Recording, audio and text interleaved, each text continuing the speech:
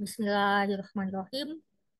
Assalamualaikum warahmatullahi wabarakatuh. Kenapa slide-nya jadi slide seperti di SEMA ini belum saya ganti kata-kata terakhir. Ya intinya itulah slide pertamanya. Ya alhamdulillah, puji Tuhan pada malam ini kita bisa berkumpul kembali dalam khusus nafsiologi yang topiknya temanya adalah reinkarnasi. Ya, ini adalah modul yang saya letakkan di dalam blog. Saya rasa teman-teman di sini sudah membaca modulnya. Jadi pertemuan pertama kita akan membahas apa, kedua apa, ketiga apa, keempat apa, dan kelima apa. Nah, jadi yang pertama seperti yang ada di situ kita akan membahas apa itu inkarnasi dan melihat kenapa di dalam nafsiologi, nafsiologi itu adalah studi mengenai apapun yang dibahas di dalam kitab The Beloved NA ya.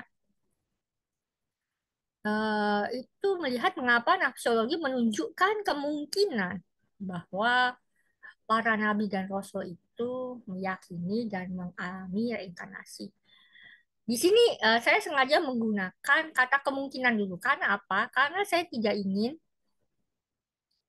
mendoktrinkan nafsiologi, tidak ingin mendoktrinkan reinkarnasi itu harus Anda percaya atau iman.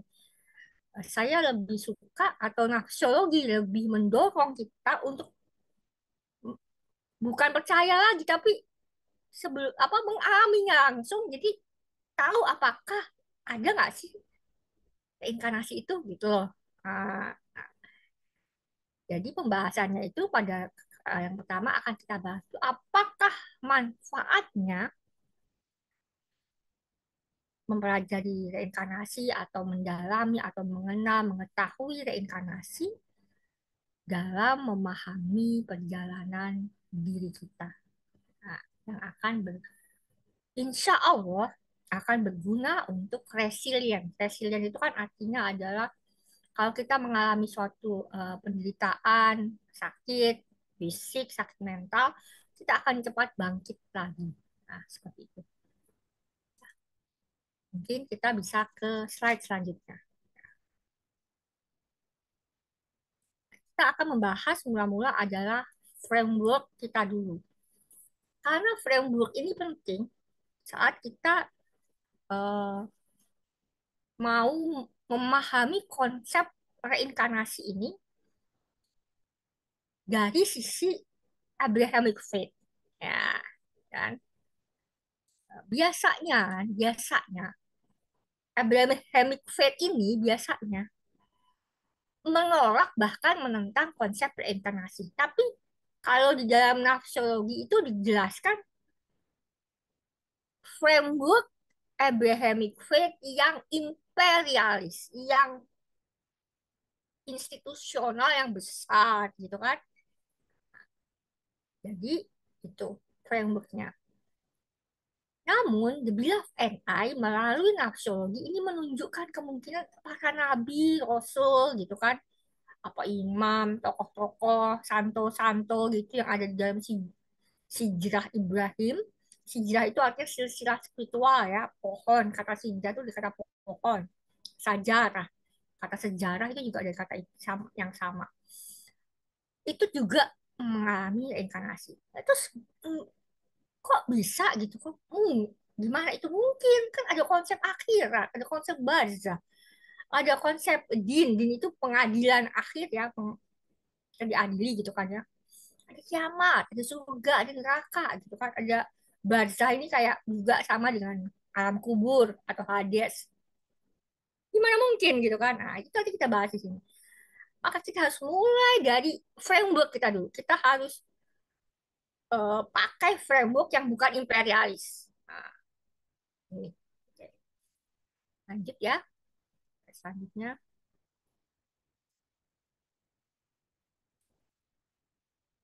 Kenapa? Ya, masih sama ya.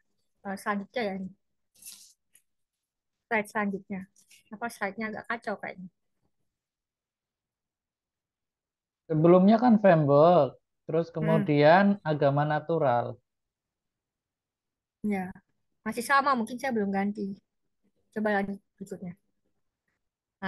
Ini itu. Itu kesalahan dari saya. Nggak di apa? Slide-nya belum dirapikan. Oke. Jadi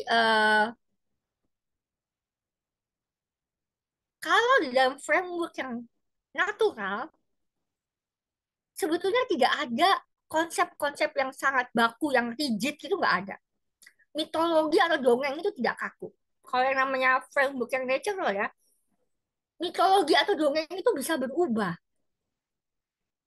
Jadi bukan jadi satu kriteria iman, Anda harus percaya bahwa misalnya Nabi Muhammad itu punya istri 10. Tiba-tiba bisa aja berubah. Nabi itu cerita itu dongengnya ternyata Nabi Muhammad istri cuma satu. Saya seperti itu nggak bisa nggak baku. Terus maka dia akan sangat kaya dengan ekspresi spiritual dan ceritanya itu bisa berubah atau berkembang. Nah, kenapa? Karena yang diutamakan adalah hikmatnya, wisdomnya apa, kearifannya apa, gitu kan? Sesuai dengan segmen audiens dari yang disampaikan dari cerita itu. Dan selain itu yang juga penting itu selalu mampu bersikap vernakular. Vernakular artinya itu dia berekspresi secara lokal, secara habitat setempat. Nah, next selanjutnya. Nah, sekarang kita masuk ke dalam framework yang benar-benar natural ini ya. Aduh, saya tadi apa itu? Nah, kita lihat ini langsung karena kita pembahasannya dari The Beloved and I. Kita lihat jangan-jangan saya mengada-ngada gitu ya, menyampaikan bahwa framework yang disampaikan The Beloved and I itu adalah natural. Ada bukan 18, 17 enggak, 17 kutipan dari The Beloved and I bahwa framework yang bisa digunakan juga ada framework natural faiths ya. Ini mungkin teman yang belajar di antropologi dia akan paham natural faiths itu apa. Natural faiths itu misalnya orang-orang Kajang, orang-orang Watu Telu, orang Kejawan yang di Samin, orang Lebak Kanekes itu natural faiths itu contoh-contohnya di Indonesia seperti itu. Nah, sekarang kita lihat syarahan dari The Beloved and I tentang mitologi penciptaan. Kapan Tuhan menciptakan dunia atau bumi? Di dalam teks ini, kalau Anda membacanya, ini ada dibikin sebagai puisi. Nah, kalau ini sesuatu yang imperialis, dia mungkin nggak akan bikin puisi kali ya. Dia bikin kayak kata-kata yang tegas gitu kan. Kalau puisi, Anda bisa punya 1.001 cara untuk memahami teks ini. Tapi intinya bisa sama. Misalnya intinya kita tidak akan pernah tahu eh, tanggal kapan itu langit dan bumi itu diciptakan. Tuh apa saintis yang sana bilang itu mungkin 500 juta tahun, yang lain bilang 500 miliar tahun.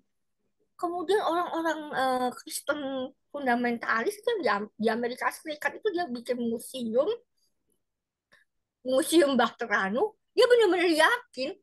Bahkan yang jadi pemandunya itu saya nonton dokumenternya ya, pemandunya itu ada orang S3 dari Universitas Oxford atau Yale gitu ya. Saya juga nggak tahu jurusan apa, kalau nggak salah jurusan sejarah. Dia jadi pemandu di situ, dia ngajarin bumi ini diciptakan 6.000 tahun yang lalu. Mungkin akan diketawain gitu kan oleh saintis gitu kan ya kalau mereka pergi ke museum itu gitu kan. Ya dia ditekankan di dalam The Beloved di sini bahwa kita tuh semua selalu punya rasa ingin tahu apa sih yang kau lakukan pada satu ruang dan waktu tertentu. Jadi mitologi penciptaan ini selalu membuat kita penasaran. Dan karenanya di dalam Taurat yang pertama kali disampaikan adalah ayat tentang atau mitologi tentang penciptaan. Kita lanjut ke teks berikutnya ya. Yang kedua. Yang kedua itu adalah dari satu ayat itu saja. uh, jadi di dalam The Beloved NA kan ayat pertama di dalam Bereshit itu kejadian satu ayat pertama. Pasti ayat pertama itu dalam kejadian pertama kan pada mulanya Tuhan menciptakan begini-begini. Nah, itu tadi syarahan yang pertama. Syarahan yang kedua adalah sekarang setelah kalian atau kita itu penasaran gitu kan tentang penciptaan bumi, langit, segala macam. Sekarang kita jadi bingung, kita ini Jabariyah, Qadariyah, Asy'ariyah, atau Mu'tazilah. Ini mungkin kalau orang yang tidak dalam dari tradisi Islam mungkin nggak paham. Ini saya jelasin. Jabariyah itu dia eh, Jabariyah dan Qadariyah itu saling bertarik belakang ya. Mereka itu percaya, yang satu percaya bahwa pokoknya Tuhan itu sudah mengatur semuanya di dunia.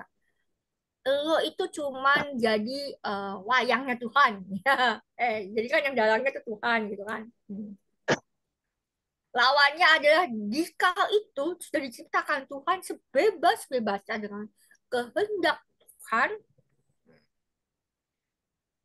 Tuhan tidak eh, berperan apapun dalam tindakan-tindakan kita. Nah, Asy'ariyah atau Mu'tazilah dia berusaha untuk menengahi antara Jabariyah dan Qadariyah.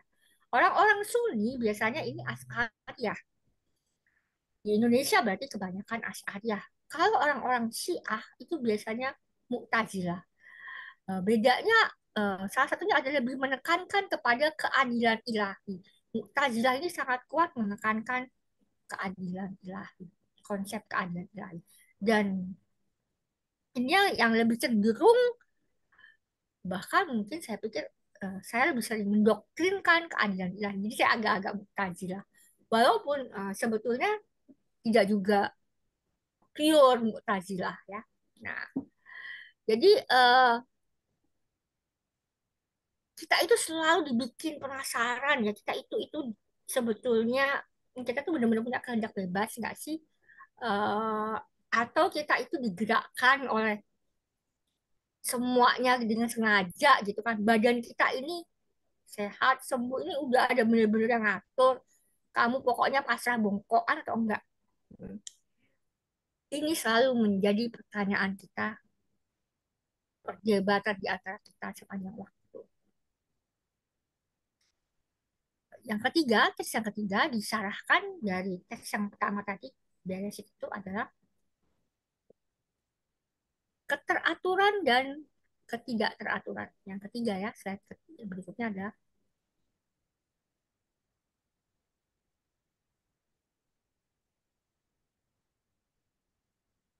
kita baca sedikit. Setelah kita itu bingung dan melihat sebetulnya kita ini ditetapkan atau enggak sih sama Tuhan, atau kita itu cuman jadi bonekanya Tuhan gitu kan. Kita juga melihat, sadar atau enggak sih, kita melihat, oke dunia itu juga penuh dengan keteraturan, tapi dunia itu juga kayaknya nggak teratur sih. Tiba-tiba kok ada gempa bumi, kok tiba-tiba ada banjir, kok tiba-tiba ada kilat menyambar gitu kan. Nah, itu.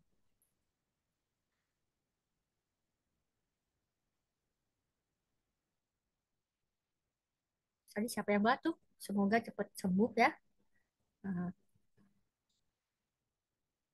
di sini digambarkan satu kalimat ya. The stars and star stuffs dropping on your head. Bintang-bintang dan yang mengelilingi bintang-bintang itu, galaksi-galaksi itu ya. Dia tuh seolah-olah berjatuhan di dalam jeraminya Hmm, Tuhan. Dan semuanya itu seakan-akan menari, whirling itu kan menari, dan bergoyang-goyang, semuanya memiliki hari-hari mereka. Jadi itu seakan-akan kita melihatnya teratur. Dan padahal sebelumnya juga kadang-kadang kita melihat adanya benda-benda yang jatuh, gitu kan, yang tidak teratur. Nah, ini yang kita lihat dari ayat pertama adalah soal keteraturan dan ketidakteraturan. Nah, yang keempat adalah kutub akan segala sesuatu. Nah, kita juga menemukan dan menyadari bahwa di dalam setiap hal ya ada satu pusat dari segala sesuatu. Kutub itu artinya pusat, pole. Misalnya gini, pusatnya tubuh kita, raga kita itu apa sebetulnya? Pasti kita akan biasanya bilang pikiran kita dong, gitu kan? Itu bisa menggerakkan kita bangun, tidur, makan, minum. Ya, itu yang paling utama gitu kan.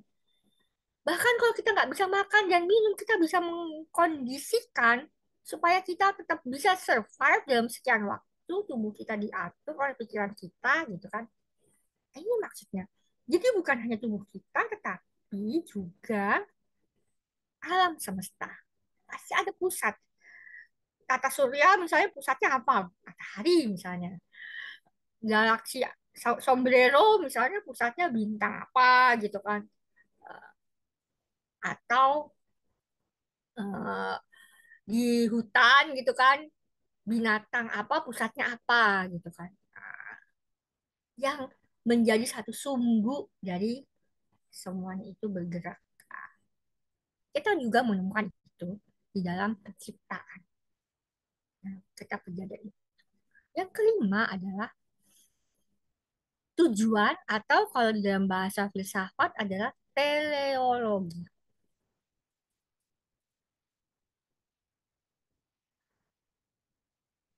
Jadi setiap hal-hal yang kita lihat, kita itu selalu berusaha memaknainya dan kita merasa bahwa itu pasti punya tujuan.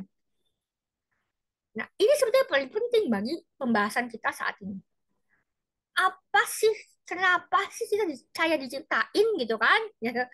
Terus kalau kita sudah percaya sama reinkarnasi gitu kan misalnya ya, apa sih tujuannya gue lahir lagi ke dunia? Contohnya, ya, itu contoh bahwa eh, kita selalu berusaha memaknai dan dalam usaha kita memaknai itu kita mencari tahu tujuan dari penciptaan, tujuan dari eksistensi sesuatu. Yang keenam, yang keenam adalah Tuhan di dalam hati. Ya, jadi saya nggak akan membacanya satu persatu ya. Kalau ini kelas apa kelas tekstual, saya akan bacakan satu-satu karena kita tidak akan punya waktu untuk tanya jawab kalau begitu. Jadi karena saya sudah kasih materinya, saya berharap Anda membacanya sendiri di rumah dan merenungkannya sendiri dari bahasa Inggris itu. Kalau nggak paham ininya kan bisa ada Google Translator ya, terjemahan kata-katanya. Kemudian eh, kita menyadari orang yang punya kesadaran adanya Tuhan di dalam hati kita. Apapun cara kita melihat Tuhan itu.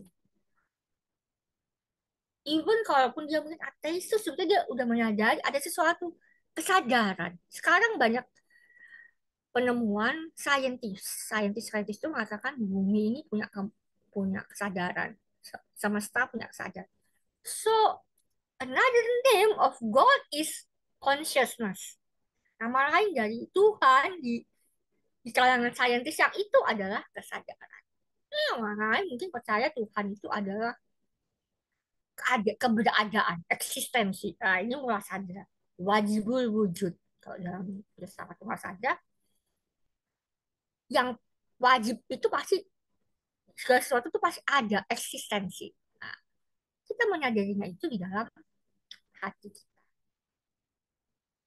Dan ditegaskan di sini itu adalah hasil dari kita melihat dan merefleksikannya. Ya. Jadi manusia itu senang merefleksikannya. Yang ketujuh adalah naturnya manusia itu bertanya-tanya. Oh, pokoknya seneng banget ya. Curious. Dia nggak pernah berhenti bertanya. Ya. Coba aja lihat anak kecil gitu kan. Nanya melulu. Nah, setelah gede, nanyanya tuh nggak ngomong ke orang tua. Nanyanya mungkin disimpan di dalam pikirannya aja. Gitu kan. Itu yang ketujuh ya. Ya nggak sih? Pasti banyak orang yang sering bertanya kan. Kemudian yang kedelapan. Delapan ya. Yang kedelapan adalah naturnya manusia adalah mereka-reka. Nah, eh,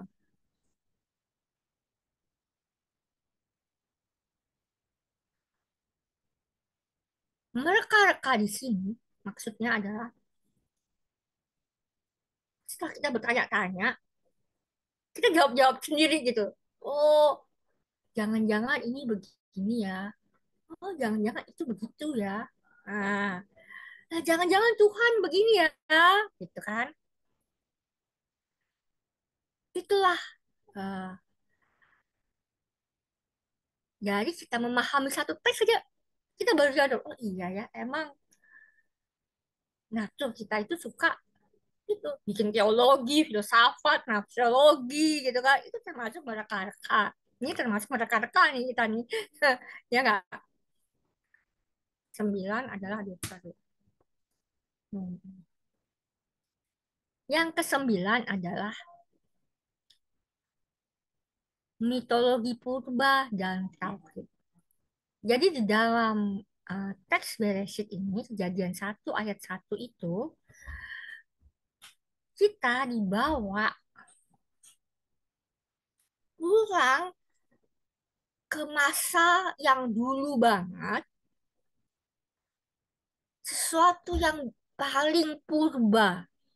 Nenek moyang kita yang mungkin belum punya kehidupan seperti kita yang modern saat ini, punya satu pertanyaan, satu reka-reka, satu dongeng yang masih relevan ternyata sampai saat ini. Dan bahkan sesuatu yang bisa kita jumpai di dalam mitologi-mitologi yang lain, walaupun dalam ekspresi yang berbeda. Ya kan? Coba kita renungkan hal itu. Nah, yang ke-10, yang ke-10 ini agak sulit. Terutama mungkin bagi orang yang tidak dari latar belakang Islam dan tidak dari latar belakang Syiah. Lenovo ini siapa Lenovo ini? Kalau bisa diganti namanya ya. Jadi kita bisa enak ngobrolnya ya. Nanti saya panggil Lenovo. Orang Jawa kan jadi namanya Novo. Nah, ya. Titik di atas bak.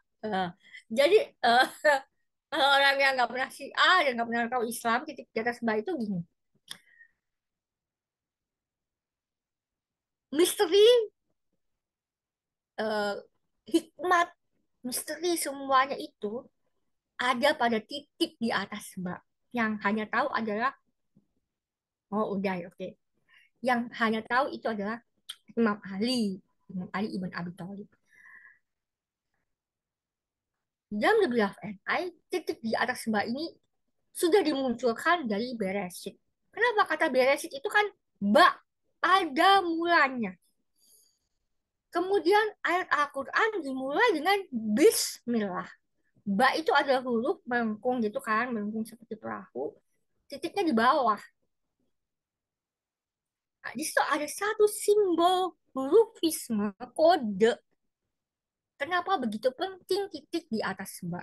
Kenapa dimulai dari Bereshit? Kenapa dimulai dari Bismillah? Nah, gitu kan? Karena salah satunya di ini saya ambil yang paling menarik mungkin ya. The fact is, though I contemplate the whole of Bible and the Quran, and as a greater goal, I simply turn and return to the start where I fail comprehending divine heart. Jadi, kalaupun di sini ada yang belajar Alkitab saja atau Al-Quran saja atau dua-duanya, kita pasti tuh dia ini kembalinya, tuh udah deh kayaknya udah kalau aku balik lagi ke Bismillah, aku balik lagi ke Bereshit yang pada mulanya, tetap aja kita gagal kan memahami untuk memahami keseluruhan keagungan dari yang diceritakan dalam Alkitab dan Al-Quran. Nah, itu ya. Maka kalau di dalam beberapa NA itu selalu meminta petunjuk kepada empat pir rijal al-ghaib itu. Imam Mahdi, Nabi Elia, Yesus Kristus, dan Nabi Enoch. Nah, yang ke-11 adalah keterbatasan manusia dan ketidakterbatasan kalamnya. Jadi manusia itu punya keterbatasan dan kalamnya itu ada firmannya. Kalau di dalam Kristen itu logosnya gitu kan, itu tidak terbatas.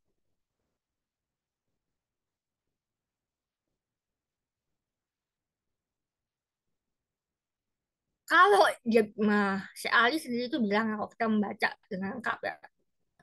Kalau saya mau ini saya mengkontemplasikan dari satu teks aja ini, mungkin bisa sampai 100 bait gitu kan untuk satu kata. Pada mulanya Tuhan menciptakan bla bla bla yang ayat satu ini aja gitu bisa seperti itu gitu kan. Artinya yang diberikan Tuhan ke benak kita untuk menciptakan puisi ini aja udah kayaknya nggak terbatas gitu. Tapi manusianya itu yang terbatas. Capek bikinnya. Menulis puisi ini aja pasti capek gitu kan.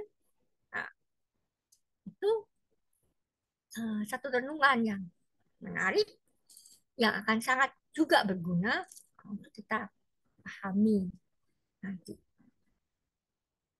Yang ke-12 adalah adanya tanda-tanda Allah. Eh, dalam bahasa lain, tanda-tanda Allah itu adalah ayat-ayat Allah. Jadi ada ayat-ayat Allah yang disampaikan secara transmisi, secara bahasa manusia, dan ada yang di alam semesta ini. Gitu.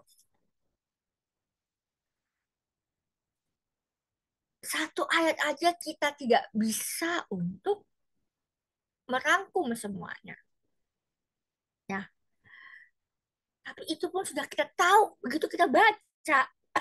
Ini saya minum air dingin nih tadinya. Begitu kita baca gitu kan, ada mulanya, ada gelap dan terang, dan seterusnya, seterusnya, seterusnya. Tuh,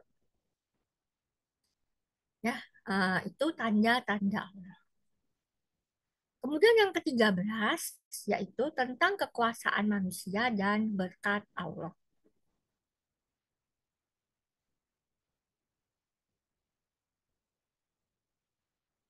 Nah, dari teks itu juga disyarahkan oleh The Beloved and I bahwa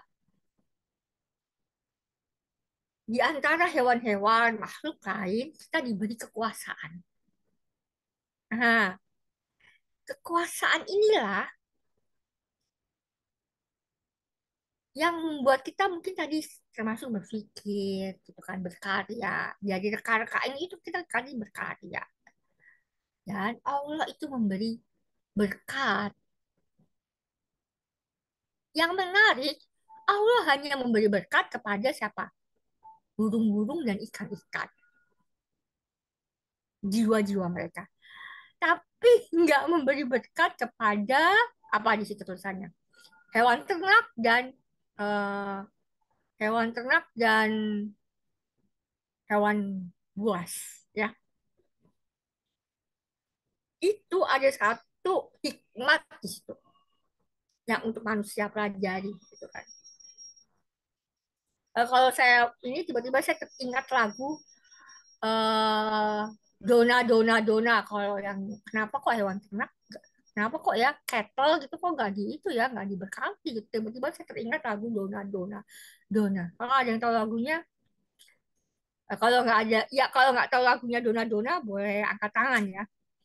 Saya assume, saya menganggap bahwa semuanya tahu lagu Dona Dona Dona. Kalau pernah nonton film Suhoki juga itu ada di situ lagunya.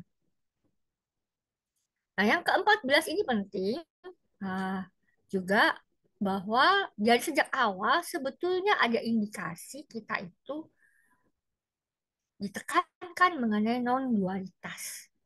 Tauhid, unity, oneness, tapi juga adalah non-dualitas. Dan ini berarti kita berbagi dengan pandangan Taoisme, gitu kan, pandangan dari Hindu Shivaisme tapi yang Kashmiri, kemudian Hindu Shivais, bukan Shivaisme, Hindu Advaita, ya itu. Kita berbagi pandangan dengan itu dan juga dengan Buddhisme non dualitas ini. Nah, yang ke-15, nah, ini kita udah dikasih tahu ya ada non dualitas. Tapi kalau kita melihat ada dualitas, ah ya, kenapa kok kita di nomor 15 ya sekarang ya? Kan kalau di dalam dongengnya Bereshit itu selalu ada pagi, malam, terang, gelap, gitu kan? Nanti selanjutnya bakal ada laki dan perempuan, gitu kan?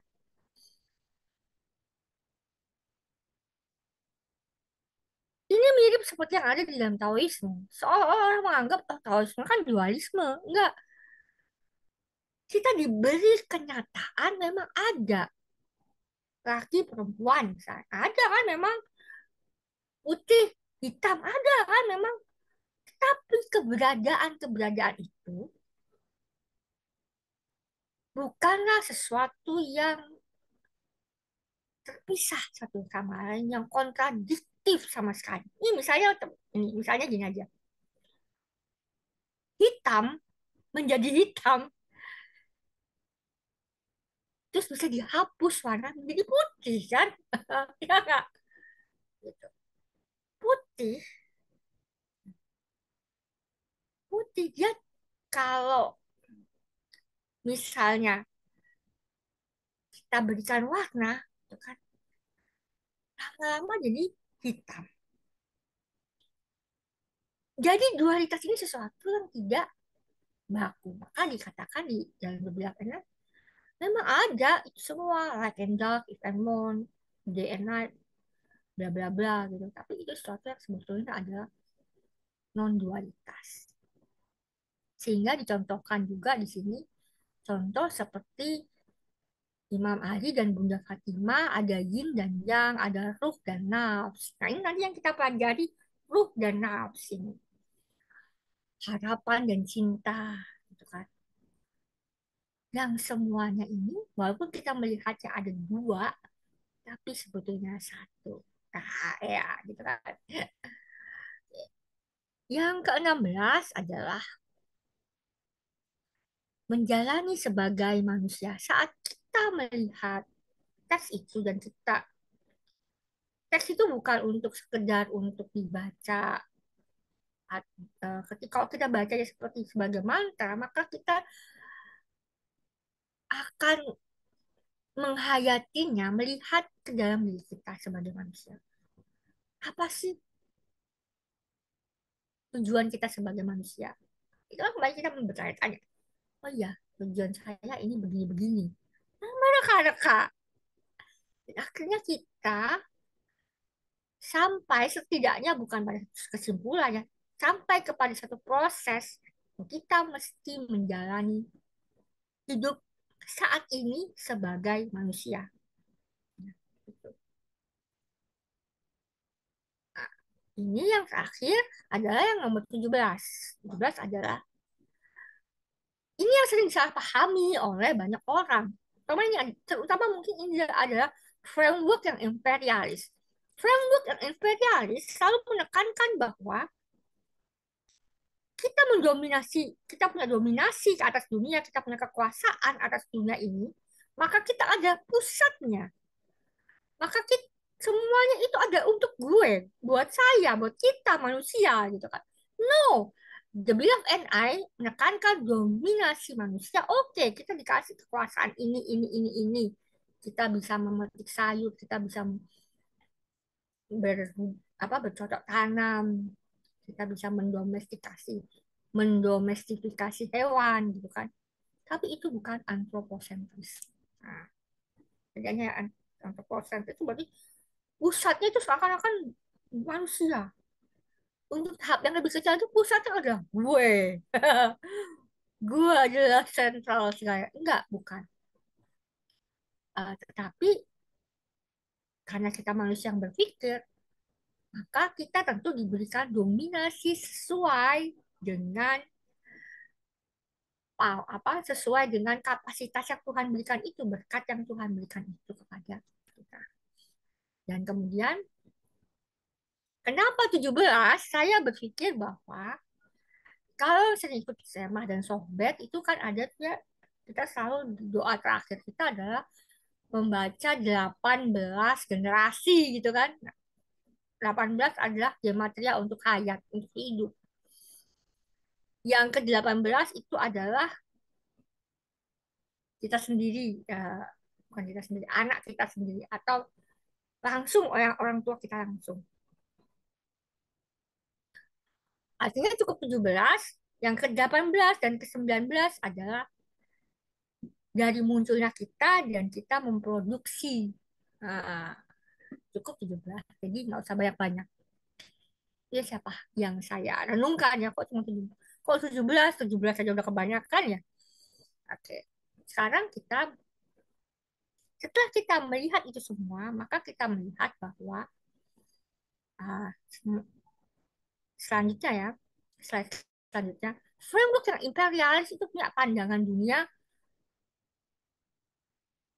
mengenai konsep-konsep yang ditentukan oleh suatu konsensus agung, terutama oleh kekaisaran, kerajaan, sebagai realitas bagi sekelompok manusia, agar orang agar sekelompok orang atau seseorang itu berhubungan dengannya untuk memperoleh keselamatan. Karena itu, konsep-konsep ketuhanannya dibakukan sedemikian rupa. Begitu juga mitologi, dongeng, dan seterusnya, dan seterusnya. Tapi kalau natural, nggak ada konsensus, gitu kan? Maka tidak ada satu konsep yang baku sedemikian rupa. Hmm. Itu yang perlu ditekankan di sini. Jadi kita perlu buang dulu semua itu yang kita udah terlalu capek kita pelajari sebagai orang Islam, orang Kristen, orang apa ya, orang Yahudi. Ini ada kali orang Yahudi di sini. Yang imperialis ya. Hmm. Dan kita isi dengan 17 tadi ya, yang natural. Berikutnya, framework yang kedua adalah framework yang di belah NA itu selalu menekankan dekalog.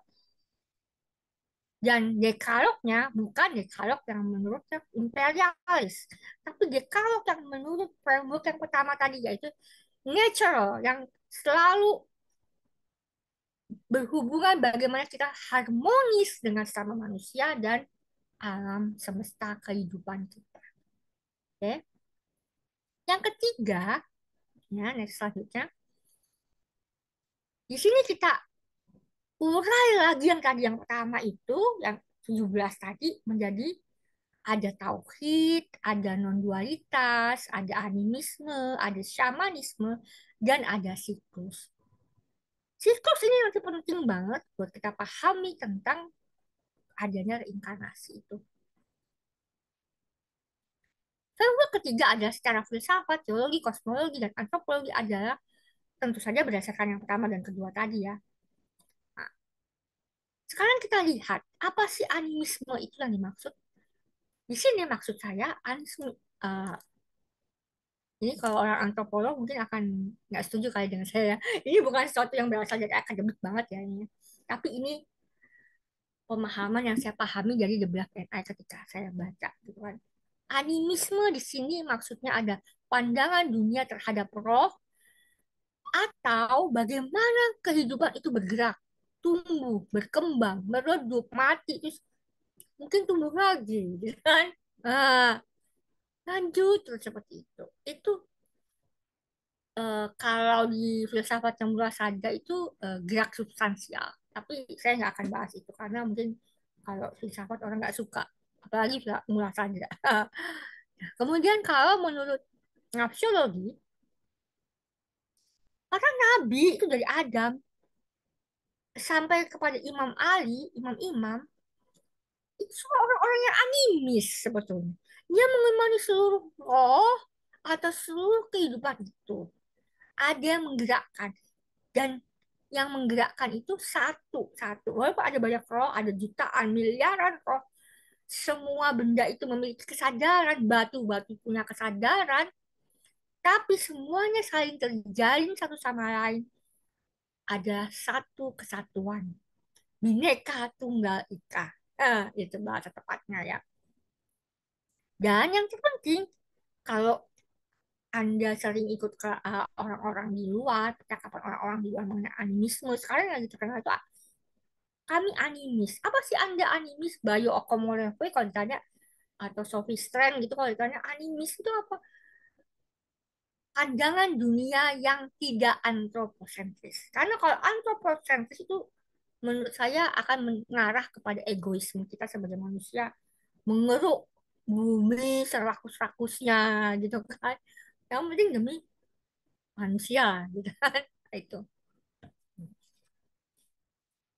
Kita lanjut ke mengenai Taurat, Zabur, Injil, dan Al-Quran. Dia tidak menyajikan Tuhan-Tuhan secara antropomorfis, tapi memandang Tuhan sebagai yang sentral, yang kutub tadi.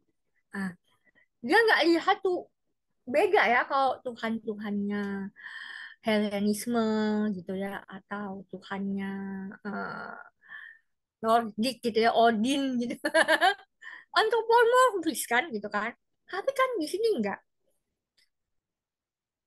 Walaupun mungkin tetangga-tetangga mereka mengantromorfis, sahabat ngomongnya, mengantropomorfiskan seperti El, Yahweh, Baal, tapi Asadik gitu kan. Tapi di dalam Abrahamic faith, no, itu tuh hanya sifat-sifat, hanya simbol-simbol, bahkan kadang cuma segitiga, bulat, kaligrafi gitu kan. Nah, dan sentral semuanya, kutub semuanya adalah dia sang agung yang tidak bisa atau sangat tidak terbatas untuk dapat dikatakan. Gitu kan. Dan bahkan meski nafsiologi ini berasal dari tradisi literasi dan ya, kita menekankan humanisme dan bukan teologi, penekanan humanisme ini justru meletakkan manusia sebagai hamba Tuhan yang harus mengabdi kepada kehidupan. Bahwa kita itu cuma diberi karunia nafas dan citra Tuhan untuk berbakti di dunia. Oke ya, ini saya harus tekankan. Kemudian shamanisme itu apa artinya? Shamanisme itu kita berhubungan dengan roh-roh leluhur, nenek moyang. Ini saya bedain leluhur itu dengan nenek moyang agak saya bedain soalnya nanti itu pembahasan tema yang akan datang tahun depan kalau nggak salah ini ya. Eh, atau roh-roh lainnya seperti roh hewan, tumbuhan, batu gitu kan. Atau ini sebenarnya nama lain juga dari kesadaran ya, consciousness tadi yang dikatakan oleh para saintis seperti dan juga seperti malaikat dan jin gitu kan. Ya, ada kan kita di dalam Islam, Kristen, Yahudi itu kan ngomong sama malaikat, ngomong sama jin gitu kan. Tawasul, tabaruk gitu kan. Ada, itu shamanisme sebetulnya. Sadar atau enggak? Kemudian kita lihat para nabi, imam-imam itu sebenarnya samaan. Ya kalau di bahasa kita orang-orang Austronesia itu dukun, bomo, wali, bobolian, bali dan seterusnya. Ya, ini saya menemukan kata wali itu artinya pelindung itu bahasa orang Minahasa loh, bukan bahasa Arab di sini saya sebut walinya. Hmm. Menarik ya. Jangan-jangan bahasa Semit itu ngambil dari bahasa Minahasa gitu kan. Siapa tahu kan. Eh, kita harus pede gitu ya. Jangan apa-apa kita bukan bukan kita yang ngambil dari Semit, jangan-jangan orang Semit yang ngambil dari kita gitu kan. Kemudian Nabi Idris itu memapankan sistem shamanisme ini sedemikian rupa. Ini ya, saya tidak akan bahas lebih panjang, tapi pokoknya dimapankan sedemikian rupa strukturnya, dasar-dasar dan sebagainya. Di sini Anda bisa baca di dalam PDF ini supaya karena saya waktunya mungkin cuma sedikit lagi, cuma 8 menit lagi mungkin, supaya ada waktu untuk diskusi. Nah, kita ke framework yang keempat, berpijak kepada pengalaman. Yang penting adalah kita semua harus berpijak kepada pengalaman setiap pribadi yang unik. Walaupun begitu unik, tetap juga universal. Misalnya ada pengalaman, ada buku mengenai reinkarnasi yang dialami oleh orang yang diceritakan gitu ya, dialami oleh orang-orang Druze, Ismailiyah. Itu kan unik sebetulnya. Tapi kalau Anda orang yang berasal dari tradisi Buddhisme atau Hindu mungkin ya, ketika membaca itu, kok kayaknya kita tuh sama-sama aja seperti itu ya. Nah, itu yang dimaksud oleh universal. So, dari sini kita belajar apakah titik temu, commonality, dan common ground kita.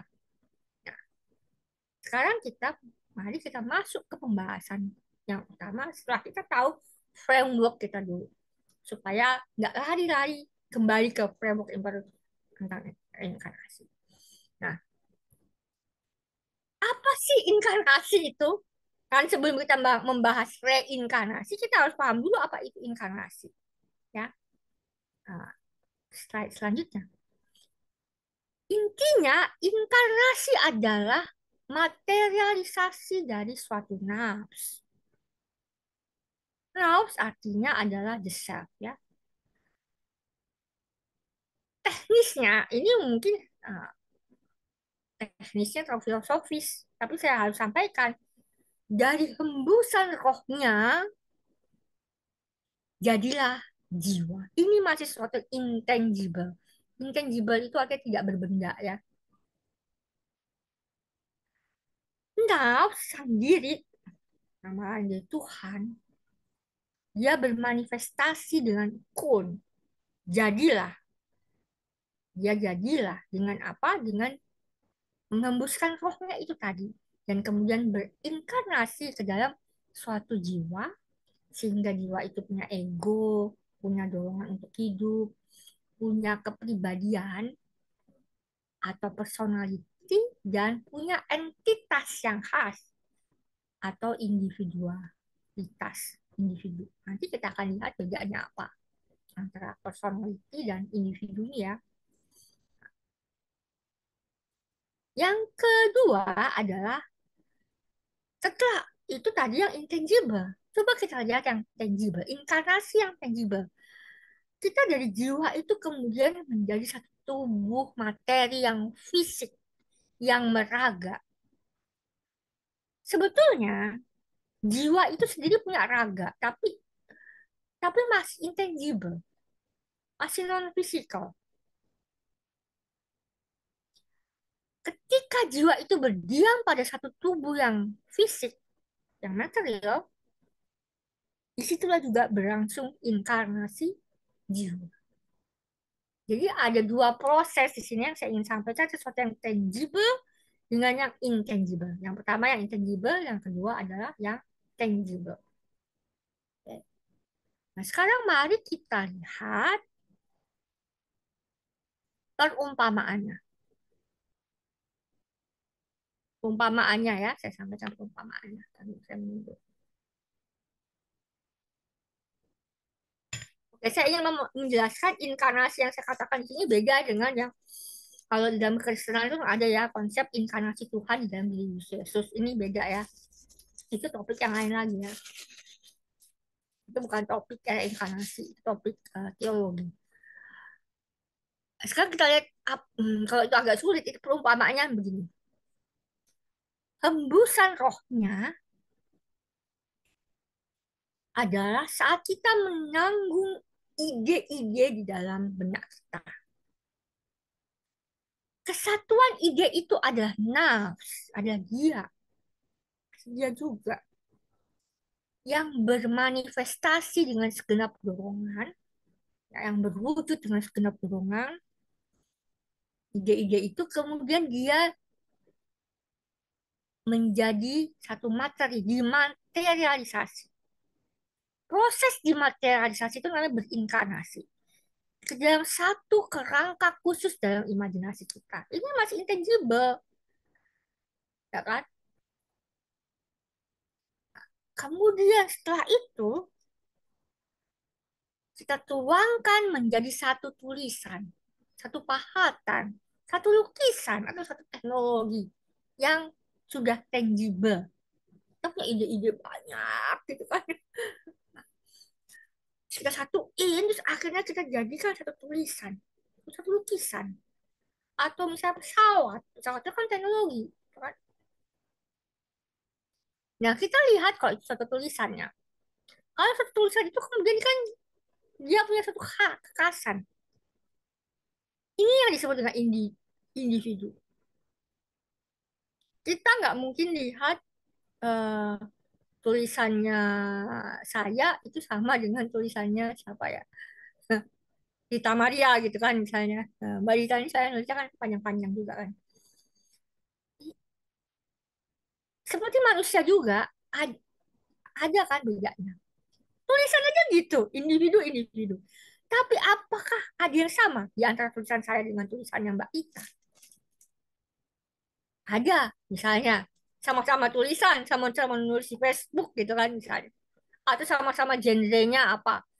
Genre julid gitu kan, atau genre gosip gitu kan misalnya. Atau sama-sama satu bahasa Indonesia, atau satu topik, ngegibah artis gitu kan misalnya. Ini namanya personality. Misalnya kalau saya sama Mbak Rita, apanya yang sama saya? Saya sama Mbak Rita beda, tapi apa yang sama? Oh, kita sama-sama cewek. Oh, Mbak Rita ada setengah-setengah Jawanya, saya juga ada Jawanya, gitu, misalnya, gitu kan. Nah, bedanya, bedanya kalau perumpamaan ini nggak bisa menyamakan dengan kita ya. Bedanya kalau tulisan itu memancarkan ego penulisnya dan dorongan penulisnya agar tulisan itu dibaca yang lain atau merekam dirinya agar tetap dikenang dan semacamnya. Kalau tulisan itu seperti itu. Tapi kalau diri kita sendiri, segala gerak-gerik kita itu memancarkan ego kita. Segala cara kita itu bergerak itu memancarkan dorongan hidup kita. Dan ada banyak gerak-gerik kita itu seolah-olah kita ingin agar diri kita itu tetap dikenal. Ya.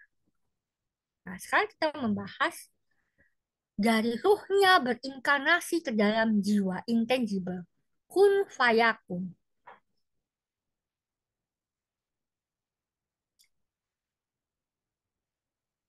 Ini saya ambil dari hari pertama di dalam Bereshit. Kita ambil contoh dari Bereshit. Sebentar ya.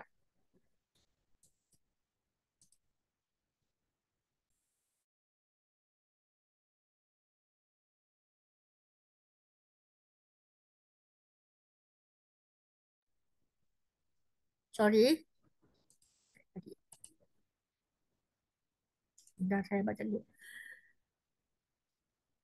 Jadi kita tadi dari ruhnya berinkarnasi ke dalam jiwa kun fayakun. Dari ruhnya menjadi jiwa itu intangible kan. Kemudian bermanifestasi dengan kun.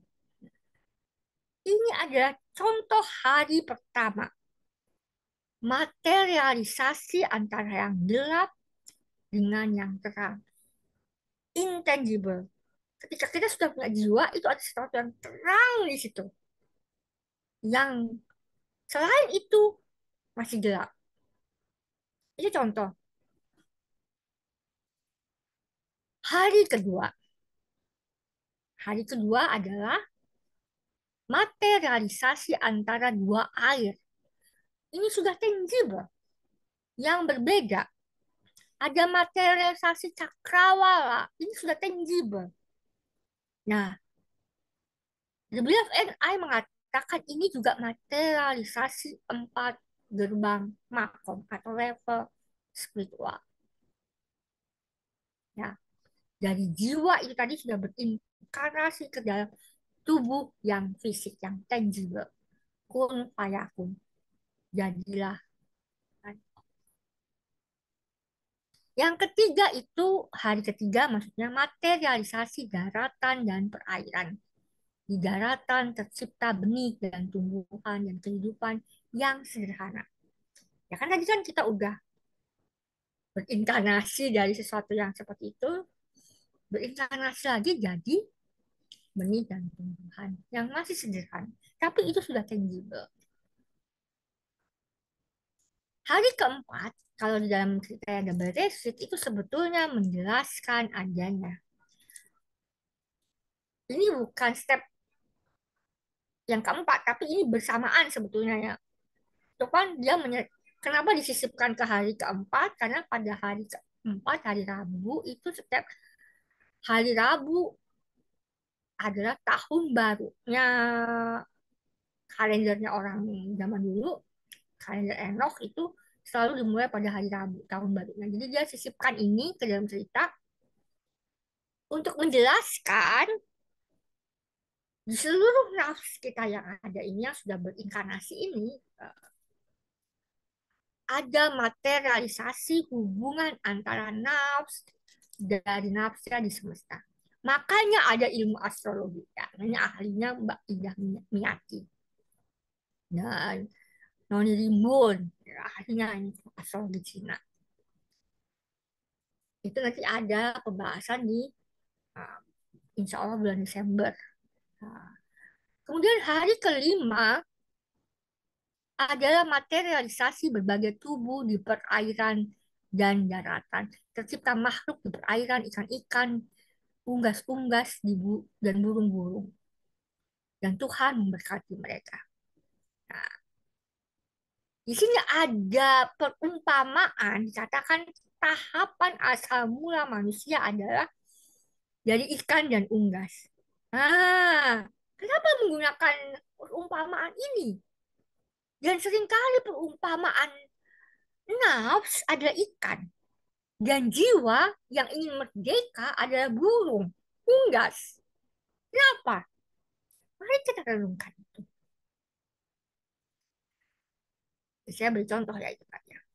Hari keenam adalah materialisasi berbagai tubuh yang lebih kompleks. Perhatikan dari ayat Al-Fatihah.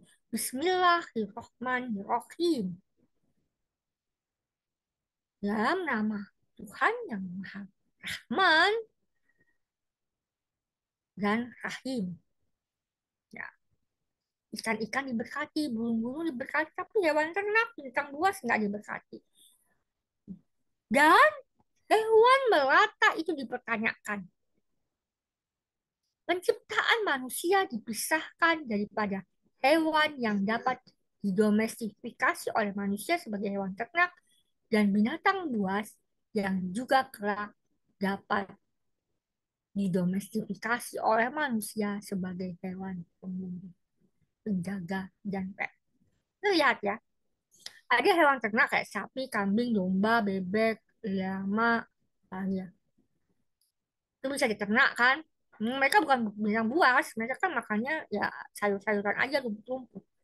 Tapi kita juga bisa punya apa anjing, kucing gitu kan. Ya ada pecinta kucing di sini sama anjing, Mbak Rita sama Mbak Mia.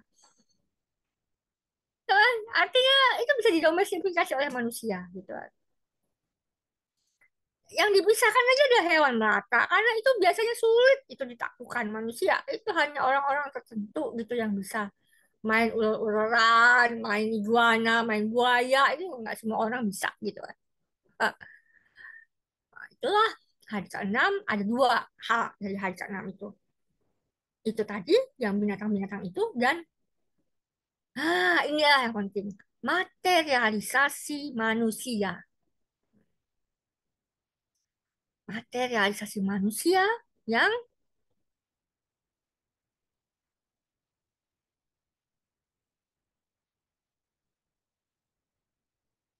ya itu tadi diulang dari tadi kata-kata yang pertama tadi kalau yang Anda melihat tadi di dalam teks yang Anda baca nanti Anda pulang apa bisa buka itu ya tidak saya letakkan dalam slide diulang lagi yang tentang yin dan yang ya. Ada dualitas tapi bukan non dualitas kemudian ada juga apa kekuasaan yang diberikan oleh Tuhan kepada manusia. Ini materialisasi manusia. Dan hari ketujuh itu siklusnya berakhir. Diperumpamakan Tuhan itu beristirahat. Sebetulnya itu adalah satu simbol mengenai siklus yang kita perlu akan bahas di topik hari yang akan datang. Dan itu akan digambarkan di dalam Kejadian 2 yang saya harap Anda mendalami dan membaca. Kalau kita sudah punya framework yang natural faith, kita akan melihat bahwa Kejadian 2 Genesis itu, adalah tentang siklus. Berarti kosmologi kita, pandangan dunia kita mengenai alam semesta, diri kita sendiri ada sesuatu yang bersifat siklus, daur. Ya, daur itu bahasa Arab sebetulnya, siklus bahasa Inggris. Beloved, the sixth day you blessed man and beast and gave them nourishment from beast to beast. The seventh day you step upon the throne to reign creator God and reign alone. Jadi itu panjang ya. Saya tidak bahas semuanya. Intinya adalah itu tadi yang saya sampaikan. Siklus. Karena ini adalah pembahasan yang penting mengenai kalau kita memahami reinkarnasi. Jadi saya harus letakkan fondasinya dulu gitu ya. Setelah kita tahu fondasi kita, kita akan mulai bertanya-tanya. Ya iya oke. Kok emang iya sih ada gitu reinkarnasi? Sekarang makanya saya tanya. Kira-kira ada nggak? Ah, kalau nafsuri mengatakan kemungkinannya ada. Hmm, hmm, saya tidak ingin mendoktrin gitu ya. Karena ada tradisi lisan, kita ke slide berikutnya, ada tradisi lisan mengenai nabi-nabi atau imam-imam atau tokoh-tokoh yang mengalami reinkarnasi atau berkaitan erat dengan reinkarnasi. Saya hanya memberi contoh 12 lah ya. 12 itu diantaranya ada Kain atau Kabil itu kembali sebagai Nabi Yetro. Nabi Yetro tahu ya bapak mertuanya Nabi Musa ya. Kemudian Abel dia kembali sebagai Set. Kemudian setelah itu dia lagi balik lagi sebagai Nuh. Ya, ini tradisi lisan yang dituliskan oleh orang Yahudi. Ini tadi hanya tutur aja gitu kan. Kemudian gini, saya coba ingin tambahkan aja. Kalau di dalam natural faith itu tradisi lisan juga kita pakai. Kita harus kok ada sih tradisi lisan itu? Kita jangan meremehkan tradisi lisan. Itu juga yang penting dari tradisi framework yang natural ya. Kalau framework yang imperial itu kan dalilnya apa di teks apa gitu kan kitab apa. Eh, Kalau yang natural faith dua-duanya bisa dipakai gitu kan. Nah, sekarang ada juga yang contoh ketiga adalah kejadian 388 ini tentang Tamar itu yang dia menikah dengan anak yang kedua yang Onan gitu kan. Soalnya yang pertama yang itu meninggal gitu kan. Yang Onan itu harusnya harusnya kan dia memberikan anak kepada Tamar. Itu sebetulnya kata mereka ini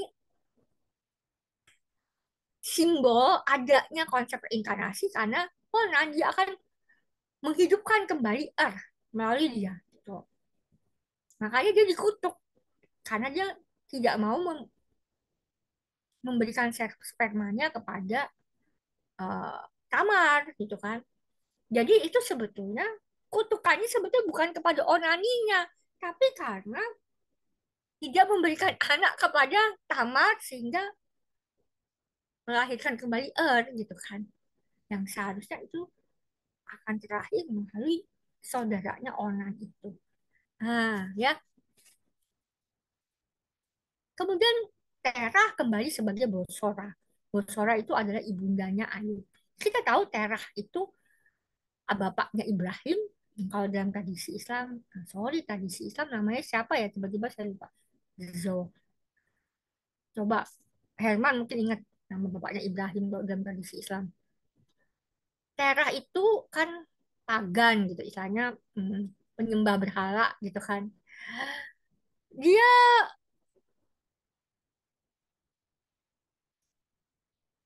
oh, Herman nggak ada. Dia itu untuk memulihkan kembali dosa-dosanya, dia kembali sebagai ibundanya Ayub. Karena dengan itu dia melahirkan Nabi Ayub atau Yobab ibn Zerah yang akan melakukan pemulihan keadilan ilahi. Yang berikutnya adalah kisah Nahor kembali sebagai Hur bin Miriam. Kita tahu Nahor adalah saudaranya Nabi Ibrahim ya. Nahor dan Haran ini dua-duanya adalah saudaranya Ibrahim. Yang satu kembali sebagai Harun, Nabi Harun, yang satu lagi kembali sebagai anak lelakinya Miriam, saudaranya Musa. Kemudian di dalam Ayub 15 dan Ayub 33, kalau kalian baca, itu ada konsep reinkarnasi. Ini di sini saya belum bahas yang Al-Quran, ya. Ini baru yang uh, teks-teks itu Alkitab. Kemudian ada Imam Phineas, dia kembali sebagai Nabi Elia. Ini yang sangat terkenal. Malah ini eh, awalnya saya duga ini satu-satunya yang pertama kali gitu kan terkenal. Tapi ternyata saya mencoba mencari tahu lagi, oh ada lagi yang lain gitu kan. Terus kisah Nabi Yunus, terus juga kisah Samuel kembali sebagai Abia. Nah, Nabi Samuel kembali sebagai Abia, tokoh Alkitab lah ya. Kemudian ini yang orang Islam mungkin akan kaget. What is this? Nabi Muhammad kembali sebagai Imam Muhammad Al-Mahdi. Ada itu. Dan itu akan kita bahas nanti saat yang tepat membahas reinkarnasi. Nggak sekarang ya. Nggak seru kalau kita baca sekarang. Dan yang terkenal di kalangan Bektashi adalah Imam Ali Ibn Abi Thalib kembali sebagai Haji Bektash Wali. Hmm, itu ya. Nah, sebagai penutup sebelum kita ke sesi penjawab, sesi itu tanya jawab, apa sih pentingnya kita belajar di dalam resiliensi dengan memahami perjalanan diri ini? Apa sih pentingnya belajar, cari tahu, atau coba memahami konsep reinkarnasi ini? Kenapa? Nah, kita akan melihat pengertian reinkarnasi itu pas pertemuan ketiga. Tapi kita juga akan lihat kalau kita terima konsep ini, kita juga akan lihat kenapa sih kita nggak bisa ingat masa lalu saya itu apa saya jadi raja, apa saya jadi orang miskin gitu kan, apa saya jadi setan apa atau kucing gitu. Kenapa aku nggak inget gitu kan? Itu kita akan bahas itu. Kalau memang kita percaya atau kita malah udah ngalamin gitu kan. Yang Pertemuan kedua kita akan memisahkan terlebih dahulu ya. Jadi ada banyak konsep reinkarnasi. Ada transmigrasi jiwa atau yang disebut dengan metempsychosis. Jadi supaya kita tidak bertumbukan eh, apa nggak jelas gitu kan. Karena ini juga ada pengalaman banyak orang. Misalnya apa? Kerasukan. Kan banyak orang mengalami kerasukan kan. Atau orang itu merasa, ah saya kok merasa seperti nenek saya ya. Punya ininya, punya itunya gitu kan. Misalnya gitu kan. Nah, itu pengalaman banyak orang. Baru nanti pada pertemuan ketiga kita akan memahami kenapa bukan hanya kita perlu paham reinkarnasi itu sekedar konsep, tapi apa sih urgensinya kalau kita punya pemahaman itu, percaya ataupun tidak percaya kepada konsepnya, apa sih urgensinya di dalam proses kehidupan seseorang, manusia, dan sekelompok manusia. Kenapa sampai setidaknya konsep itu ada? Itu saja yang bisa saya sampaikan sebelum kita melakukan tanya jawab. Ya, dan kita punya waktu punya waktu cukup banyak sebetulnya. Mari silakan yang ingin bertanya dan oh Azhar ya Azhar.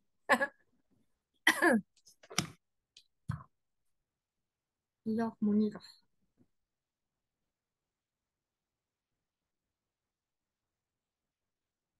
Iya Munirah, apa kabar?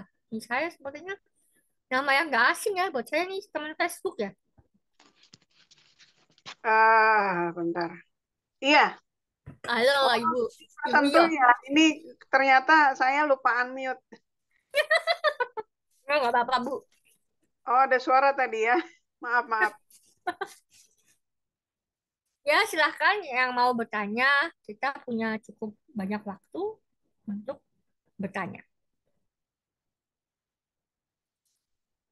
Biasanya ini, oh Mbak Wahyuni, silahkan Mbak Wahyuni.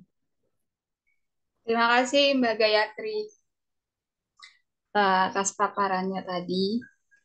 Saya ada beberapa pertanyaan.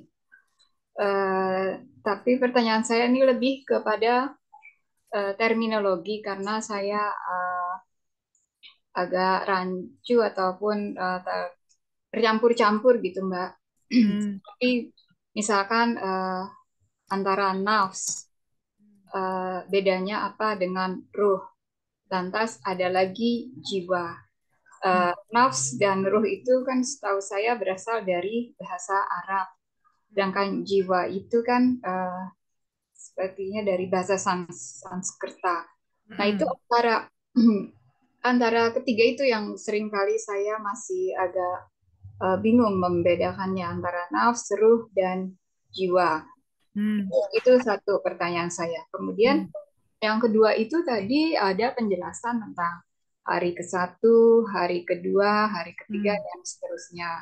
Nah, Hmm. konsep hari di sini itu apakah mengacu hari definisi yang kita ketahui sekarang seperti satu hari itu 24 jam atau hanya peristilahan saja gitu. Itu aja. Sementara itu, Mbak. Terima kasih. Hmm. Oke, terima kasih Mbak Wahyuni. Ya, pertanyaannya sederhana, tapi mungkin agak agak lama, agak panjang gitu ya kita membahasnya. Memang jiwa itu kan dari bahasa Sanskrit. Ya, mungkin biasanya diterjemahkan ke dalam bahasa Inggris itu soul. Tapi kadang-kadang kalau kita pakai pandangan dunia timur, jiwa itu juga bisa mind, benak. Kalau nggak salah itu dalam bahasanya Cina itu, saya lupa tiba-tiba ya, siapa sih apa apa ya, hati, mind itu jiwa. Nah, sekarang saya mencoba untuk mengurai ini ya, gini. Yang dibahas oleh para filsafat Taoisme, kemudian filsafat barat mengenai jiwa yang sebetulnya itu adalah hati pikiran yang berpikir gitu ya. Ini adalah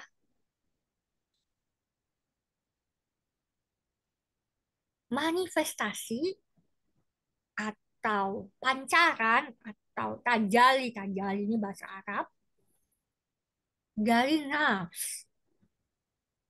Kata nafs itu kan artinya adalah diri, the self. Kalau di dalam Kabbalah itu adalah sesuatu yang dia itu bergerak, yang kalau yang punya dorongan hidup itu adalah hayat. Kalau roh itu yang menggerakkan. Ini nafs ini yang memancarkan dirinya. Ini loh gue Gayatri gitu. Ini nafs, ya simpelnya begitu ya. Nah, pancaran nafs itu seharusnya ada jiwa dan tubuh. Jiwa dan tubuh. Biasanya seperti itu. Jadi, kalau di dunia timur, jiwa dan tubuh ini non-dualitas biasanya. Selalu berhubungan, berkaitan, tidak tidak mau dipisahkan. Bahwa tubuh ada jiwa juga, bahwa jiwa ada tubuh juga. Eh, Biasanya begitu, Pak. Filsafat timur tuh biasanya seperti itu. Beda dengan filsafat Helenisme. Biasanya begitu sangat menekankan tubuh biasanya ya. Hmm, saya suka gini. Saya suka memperhatikan lagu-lagu Bollywood, lagu Cina dengan lagu Barat dalam hal cinta. Kita bahas dulu itu supaya kita agak paham. Kalau lagu Bollywood seperti lagu apa? Hmm, Cut Mere Rap Diktahe. Engkau adalah Tuhanku, engkau adalah hidupku. Wah, itu kan menunjukkan Jawa Timur, nafsnya, jiwa dan tubuhnya, kalau dia sudah mencinta itu benar-benar bersatu. Ya. Orang Cina itu juga begitu, tapi ekspresinya berbeda. Orang Cina ini dia akan banyak sampiran-sampirannya. Engkau adalah bintang di kutub utara yang hidup bersamaku. Kita akan bertemu lagi di pokoknya banyak banget ya peribahasanya ya kalau Cina itu. Kadang saya merasa itu sangat-sangat dalam, sangat-sangat banyak kode bahasanya gitu kan. Kalau Cina seperti itu. Ini kalau Barat, itu cinta nih. Apalagi yang baru-baru itu ya beberapa tahun lagi. Aku suka padamu, aku ingin ini tubuhmu, atau aku ingin menciummu. Tubuh yang diperhatikan adalah tubuhnya, gitu kan? Gitu. Itu untuk kita bisa melihat bahwa begitu. Kalau roh itu adalah yang menggerakkan semua ini. Bahasa sederhananya sebetulnya saya ingin mengatakan ini. Walaupun kita bisa menggunakan bahasa-bahasa. Makanya ada Roh Kudus. Kudus artinya apa?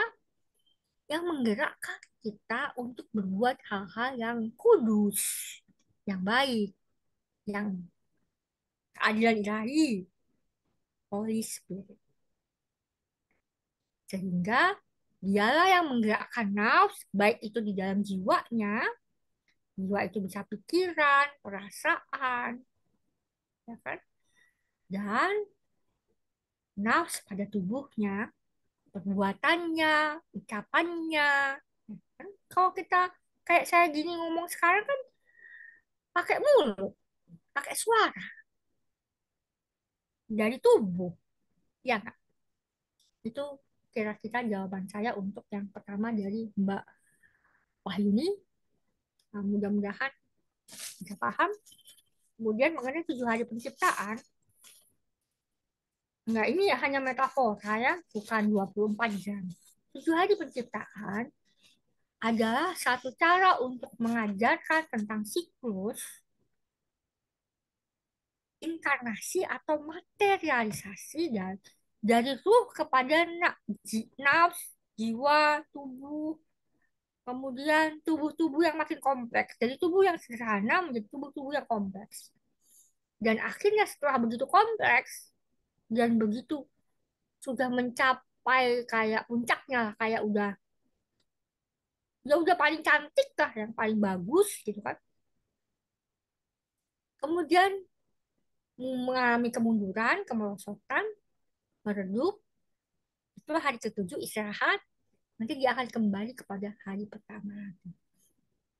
Dan hari yang keempat sebetulnya itu bukan berarti tahap yang keempat, tapi dia disisipkan di situ untuk menegaskan, menjelaskan bahwa setiap nafs, setiap tubuh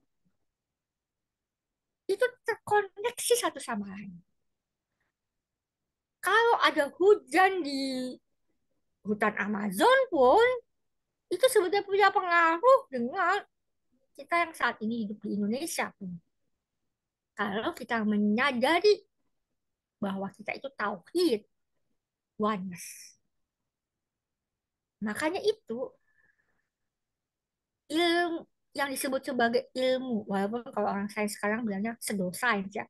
Astrologi, apakah itu astrologi barat, astrologi Weda, apakah itu Pace, astrologi Cina, ataukah astrologi yang lain, astrologi Yahudi itu kan, Kabbalah astrologi, menunjukkan itu pergerakan bulan di sana, pergerakan ini di situ, unsur alam ini, unsur alam itu berpengaruh pada tubuh manusia tertentu dan tubuh makhluk tertentu dan seterusnya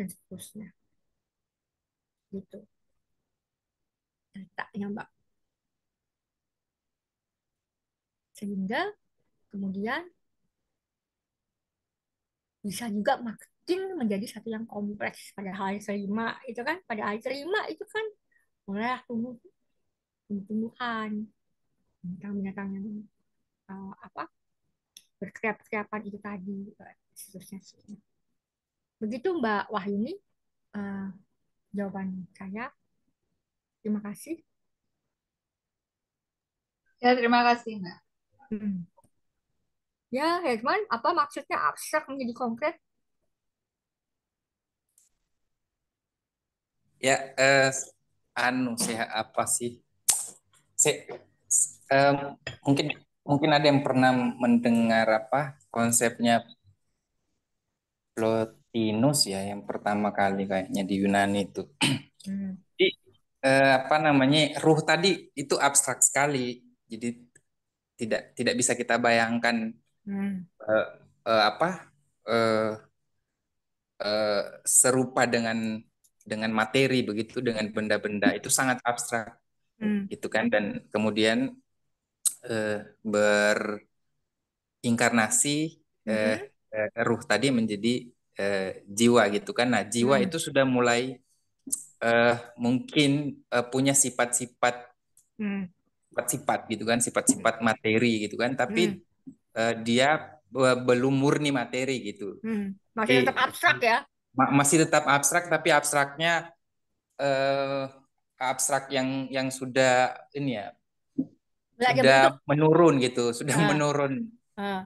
Akhirnya kemudian nanti menjadi tubuh ya sudah betul-betul konkret. Nah, makanya tadi saya mendengar ada perumpamaan. Jadi bagaimana kemudian kita muncul apa ya, kayak ilham lah dalam pikiran gitu kan, ide-ide. Kemudian ide-ide itu kita eh, manifestasikan dalam bentuk apakah misalnya sair-sair kah atau lukisan kah. Jadi yang tadinya itu sangat abstrak akhirnya bisa terekspresikan. Jadi itu mungkin bagaimana kita menjelaskan dari yang abstrak menjadi konkret. Nah, setelah konkret, dikonkret lagi mulai dari hal yang sangat sederhana dan kemudian akhirnya menjadi kompleks dalam penjelasan tentang hari pertama sampai hari ke-6 ya. Dan yang paling kompleks adalah manusia. Kenapa? Karena pada diri manusia juga ada sifat-sifat tumbuhannya, ada sifat-sifat hewannya gitu. Ada sifat-sifat, bahkan juga ada sifat-sifat kebendaannya. Jadi, nah tapi tumbuhan itu tidak memiliki sifat-sifat kemanusiaan, kehewanan begitu. Jadi apa tadi penjelasan tentang inkarnasi itu tadi, atau bisa kita sebut kosmologi ya, bahwa pada mulanya ya sangat abstrak dulu, kemudian berinkarnasi, tercipta alam semesta gitu. Jadi bagaimana proses terciptanya alam semesta, tidak langsung ada manusia terlebih dahulu, tapi dimulai dari makhluk, bahkan benda ya kan, dan akhirnya menjadi organik gitu. Organik ya itu tumbuhan, hewan dan seterusnya ya.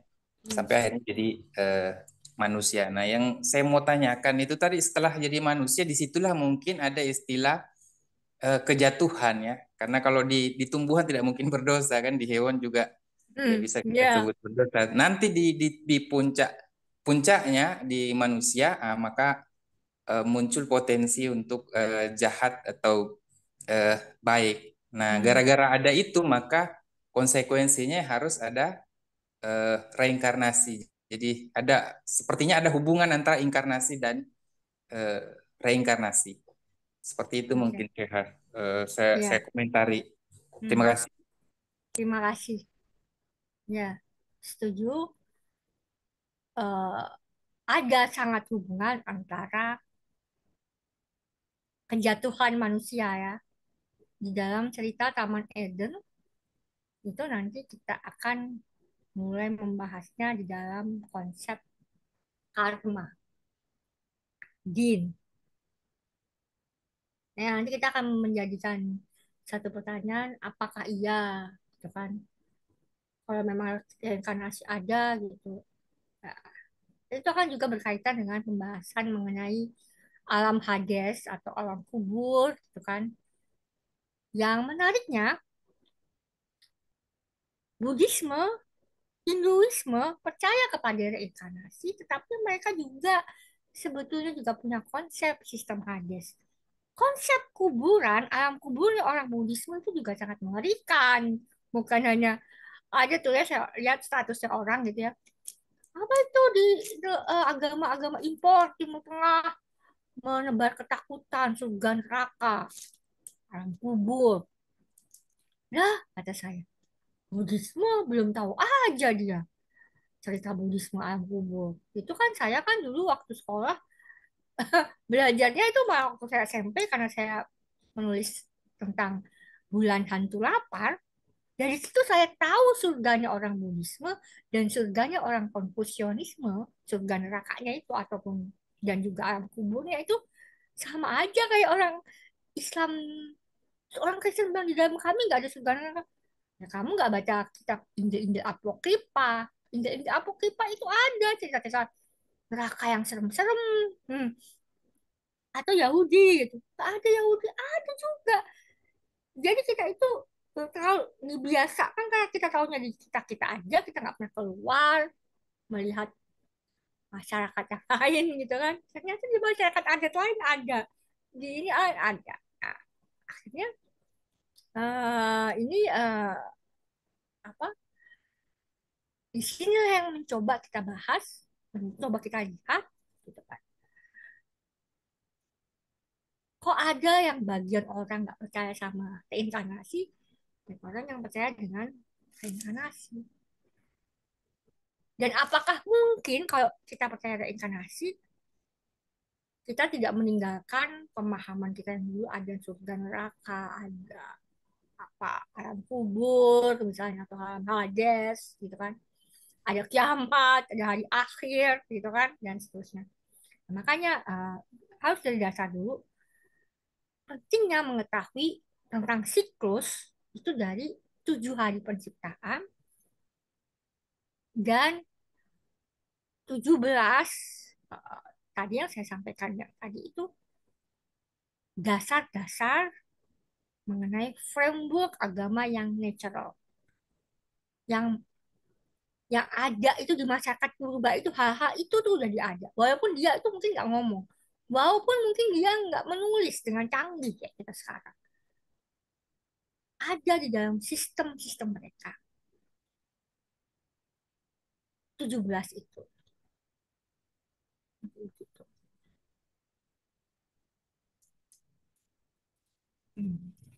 Ya, terima kasih Mbak Wahyuni atas komentarnya mengenai tingkat mikrokosmos seperti di proses diferensiasi sel stem yang kemudian menjadi sel-sel tubuh yang beragam. Ya, terima kasih. Betul sekali. Nah, mungkin itu siapa Herman yang bisa saya sampaikan. Betul sekali bahwa ada hubungan yang erat antara, kita jelasin dulu inkarnasi. Tiba-tiba kita ngejelasin inkarnasi gitu kan. Ciri khas nafsiologi seperti ini ya. Kita harus punya dasarnya dulu yang kokoh dulu untuk kita terima atau tidak. Nggak terima juga nggak apa-apa. Terima juga nggak apa-apa. Tapi setidaknya kita harus punya bangunan yang kuat gitu loh. Gitu kira-kira. Mungkin ada lagi. Terima kasih saya. Ini ada lagi. Malam Mbak Gayatri. Malam. Ini dengan siapa? Dari Dedi Abidin di Makassar, Mbak Gayatri. Halo Pak Dedi Abidin ya. Iya. Halo, begini Mbak Gayatri. Akhirnya saya nemu juga yang sepemikiran dengan saya. Saya kan saya juga penjelajah spiritual. Di KTP sih tertulis Katolik, tapi saya pernah ikut tarekat Halwatiyah. Tarekat apa? Maaf, nggak dengar. Tarekat Halwatiyah Tajul Syekh Yusuf. Oh ya, Halwatiyah. Ada di Makassar. Kemudian saya juga sempat ikut Waskita Reiki yang aliran Tibetan. Kemudian sempat juga baca-baca Taoisme. Sekarang sih lagi selam-selam sedikit di Buddhisme. Terus sempat baca juga bukunya Sejarah Tuhan, siapa itu, Karel Armstrong ya? Karel Armstrong, yes. Iya. Baca juga bukunya, saya juga beli Journey of the Soul. Nah, jadi dari situ saya yakin memang kalau saya sih bahwa ada itu reinkarnasi, cuma menteorikannya itu, nah ini yang baru saya dapat di sini. Ya. Karena di Journey of the Soul kan dia cuma ini pengalaman pasiennya yang berapa puluh orang itu. Ya. Bahwa dia pernah ada di begini, kehidupan seperti ini dia ingat, terus kenapa dia ada ingat daerah ini, terus ada orang yang ada penyakit tertentu, tiap malam dia kayak rasa tenggelam di air. Ternyata pengalaman sebelumnya memang dia pernah dibunuh dan dibuang ke dalam laut. Nah, sampai muncul istilahnya ada yang sekarang dibilang PLR, past life regression. Yang metode pengobatan hipnoterapi untuk penyakit yang tidak bisa disembuhkan secara medis, tapi celakanya sekarang di Indonesia dijadikan ajang bisnis. Orang pakai ngintip. Saya dulu sebelum lahir sekarang saya jadi apa sih? Di sebelumnya lagi saya apa? Saya siapa? Iya, I know that. Past life regression, yes, I know that. Nah, terus? Kita aja ganti. Jadi saya agak senang karena sempat juga begini. Sempat juga banyak orang yang tahu saya punya perjalanan ini, ya bilang seperti saya orang aneh. Dianggap ya agak aneh lah, nggak tahu lompatannya kemana, tapi ngelihat dari grup itu akhirnya saya juga ngelihat bahwa ya memang kita harus banyak membaca, karena betul itu bahasa-bahasa dulu yang di kitab-kitab itu bahasa sastra tingkat tinggi, pengandian-pengandian, dan pasti pengandian-pengandian itu dia pakai tentang kondisi alam atau keadaan pada saat di zamannya situ dan kondisi masyarakat. Makanya kalau kita baca yang terutama kalau pengandian Al-Quran dengan yang Buddhisme, ya itu kalau tentang Al-Quran kan mungkin dengan di Alkitab itu dia banyak cuma bicara soal sungai, ada bukit dan sebagainya. Ya, sedangkan kalau yang di versi Cina ya itu tadi, karena saking dia mungkin luas wilayahnya, dari mana ada pakai bintang di sini, ada di ini. Betul sekali Mbak Garti. Itu sampai itu terwaris di lagu-lagu Cina tahun 80-an. Iya, apa itu? Lagu-lagu apa? Banyak, ada lagu-lagu apa itu yang ini ya, yang seperti lagu-lagu soundtrack film itu, yang Oh, Hakim Bau itu, Judge Bau. oh lagu Cina ya. Iya, Hmm. itu kan perlambang-perlambang gitu semua yang istilahnya dia mau coba metafora, ada yang di ini. Memang Hmm. katanya pisau tidak mungkin bisa membelah air dan Ya, sebagainya. ya, ya, ya. Betul, betul. Ya, Itu Mbak Gayatri. Dari ya. saya menarik, menarik saya bilang seperti ini. Dengan Ah. mungkin Mbak Gayatri bisa minta tolong Ya, boleh. Apa? Kalau gimana bisa saya caranya apa? gimana cara add friend di Facebook. Saya cuma mengikuti nih. Oh, namanya jadi Abidin ya. Saya Ya, saya nggak bisa komen soalnya. Cuma bisa like. Oh, oke. Nanti saya add ya. Oke. Nah, dan satu Siap. lagi Mbak Gayatri. Apa? Pernah ada teman nanya, tuh kita pelajari itu Pak, menurut kita paling benar yang mana? Saya bilang, saya tidak berani bicara mana yang paling benar. Dia bilang, Ah, kenapa? Saya rasa saya punya dosa masih banyak. Orang-orang itu yang nabi-nabi itu orang pilihan, orang suci. Kalau saya ah. ibaratkan saya punya diri dan mereka dengan debu di bawah kakinya saja, saya masih kalah. Oh. Saya nggak mau Ya. kayak orang lain. Ah, Kristen, dia hina-hina Nabi Muhammad. Yang Islam, dia hina-hina Yesus atau Isa. Itu nggak baik loh. ya. Ya, ya.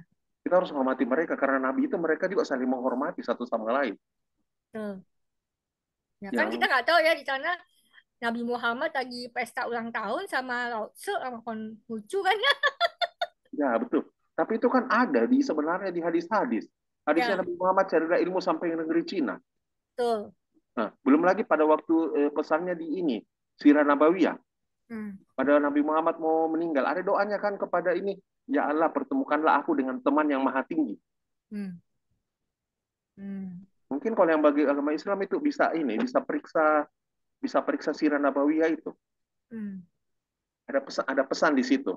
Nah, itu kan Hmm. jadi tanda tanya, siapa yang dimaksud teman yang maha tinggi? Hmm. Apakah Nabi Isa atau siapa? Hmm.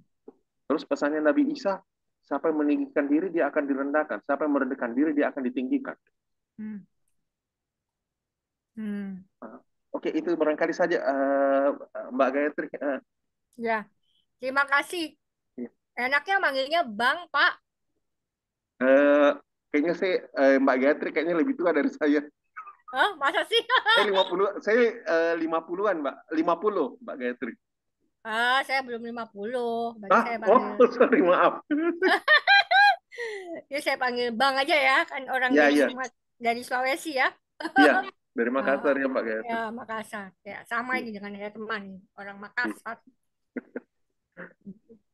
Oke, terima kasih. Ya, betul sekali Mbak Itmia bahwa past life regression therapy itu sekarang jadi lahan bisnis. Ya, apapun jadi lahan bisnis termasuk apa? Napas. Saya pun berusaha agar kayak kelas ini tidak seolah-olah jadi lahan bisnis, tapi kalau kita nggak nggak bayar kan nggak bisa beli Zoom-nya, saya nggak bisa beli kuotanya ya nggak. Kita harus membedakan antara bisnis untuk survive dengan bisnis untuk serakah gitu kan. Nah, itu betul sekali Mbak Irna. Dan sekarang masalahnya yang jadi bisnis itu bisnisnya menjadi serakah, itu yang menjadi masalah kita. Oke. Terima kasih. Ada lagi yang mungkin mau bertanya sebelum kita menutup kelas kita pada malam hari ini? Dan jangan lupa untuk apa ya, itu di yang sudah apa WA saya, nanti di WA saya di WhatsApp group itu saya masukkan materi yang akan datang minggu depan, kemudian video malam ini kalau mau ada yang baca-baca lagi pertemuan kita di Zoom malam ini, mungkin ada yang keluar masuk ya, entah karena sinyalnya yang jelek atau apa, atau ada tamu gitu kan, itu tadi kayak yang tamu gitu, nanti dikirimkan rekaman Zoom-nya ke Telegram oleh Mas Adi Rahmadi ya. Di sini namanya Rahmadi. Nah, tuh. Oke. Ada lagi mungkin? Aku, Mbak. Assalamualaikum. Waalaikumsalam. Ini menarik ya, reinkarnasi atau inkarnasi. Tapi saya melihatnya mengacu pada konsep kekekalan itu sendiri gitu. Jadi ketika kita berangkat atau bersumber dari yang istilahnya kita sebut maha kekal apapun dia itu, atau sumber segala sumber apapun dia itu, saya mengibaratkan ibaratnya seperti analogi 3 unsur yang dianalogikan seperti kereta listrik itu, ada unsur listriknya, ada gerbongnya, dan ada masinis gitu.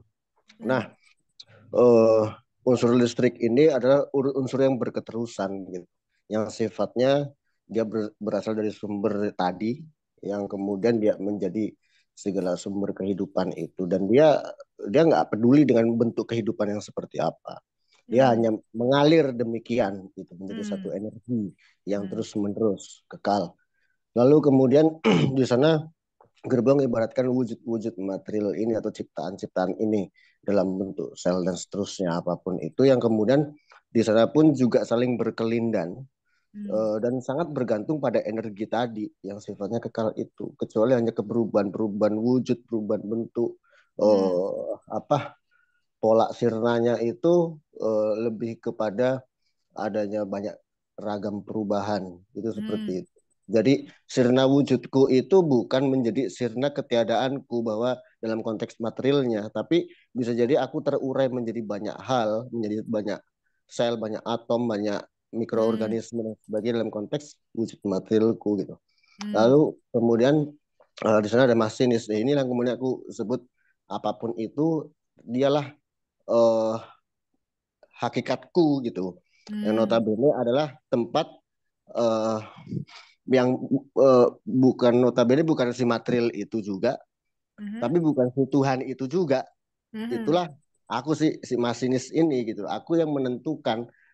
Orang menyebutnya apakah itu jiwa atau itu tempat pertemuan antara si energi kekal dengan si jasad ini, yang nantinya dia akan melanjutkan perjalanan, dan bisa jadi juga dia akan terjebak masih kayak gitu di alam material ini gitu. Jadi dia yang akan terus menerus juga berjalan gitu. Jadi di setiap dimensinya pun mengalami fase kehidupan kembali, mengalami fase kekekalan kembali, kayak gitu loh. Jadi bergantung pada grade-nya setiap, ada gradasi di setiap masing-masing wujud tersebut, kayak gitu loh. Aku lihatnya gitu, sehingga dari aspek material jelas kita itu pasti berubah bentuk, kita pasti menjadi wujud-wujud yang lain, tetap membawa memori-memori kita. Kalau tiada memori apapun, maka sel-sel pun juga nggak akan bisa membelah kan gitu. Terus molekul-molekul kalau nggak ada memori itu atau algoritma tersebut juga dia nggak akan dia akan menjadi tetap pada algoritma tersebut atau pada molekul tersebut ya gitu kan. Tapi dia tetap ajak pada kondisinya. Dia hanya berubah-ubah. Misal contoh, ketika saya makan makanan yang berasal dari mana, dia kan tentu misal dia ikan gitu ya. Ikan ini ternyata juga habis makan juga dari sisa-sisa makananku di kolam ikan misal kayak gitu. Ya kan sebenarnya ada banyak keperubahan bentuk saja gitu. Gitu.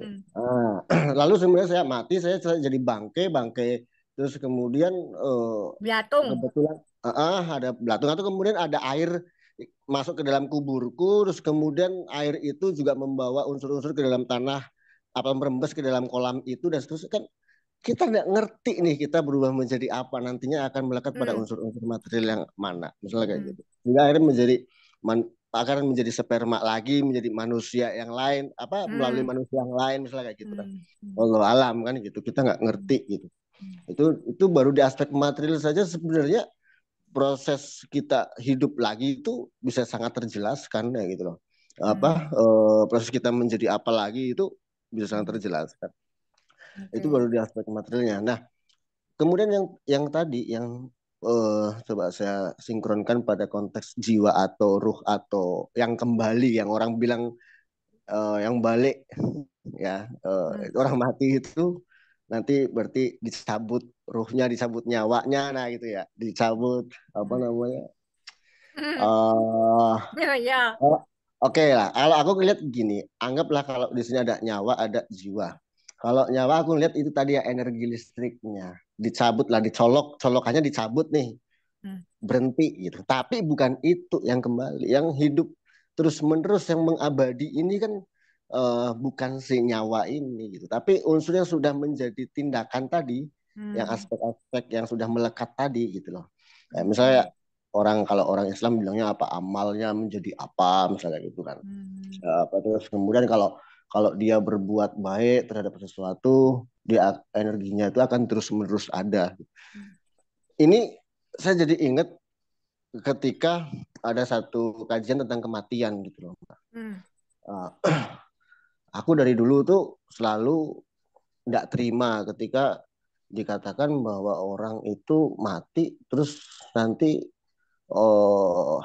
seolah gambarannya tadi yang Mbak Gayatri bilang mengerikan ya, dibunuh, dicincang, siksa kubur lah ini itu dan sebagainya. Saya bilang kayaknya nggak sebegitu, kayaknya nggak kayak gitu deh gitu kan. Tapi ini kita sedang melakukan kita di alam material saja ya. Kita coba untuk membangun sebuah peradaban yang luar biasa. Peradaban manusia, peradaban luar biasa lah. Jerih payahnya manusia untuk menggapai kesempurnaan hidupnya dia. Itu di alam materialnya saja sudah luar biasa. Apalagi di jenjang yang lebih tinggi. Semakin kita mati ini kan sebenarnya bahasanya kalau dalam Islam itu secara eskatologis kita semakin mendekat kepada Tuhan kan gitu, semakin menyempurna menuju sumber sempurna. Kok di pasca kehidupan seolah-olah menjadi lebih rendah, disiksa. Ini nggak masuk akal, kita nggak beradab sama sekali di kehidupan berikutnya. Ini nggak masuk akal. Nah itu, sampai aku menemukan ada satu buku, ada satu penjelasan di buku itu ternyata nggak demikian, bahwa sesungguhnya dimensi kehidupan manusia setelah dia mati itu jauh lebih canggih, lebih lebih luas, lebih mampu mencakup banyak hal yang dulunya ketika kita masih mati itu sangat terbatasi. Kayak gitu loh.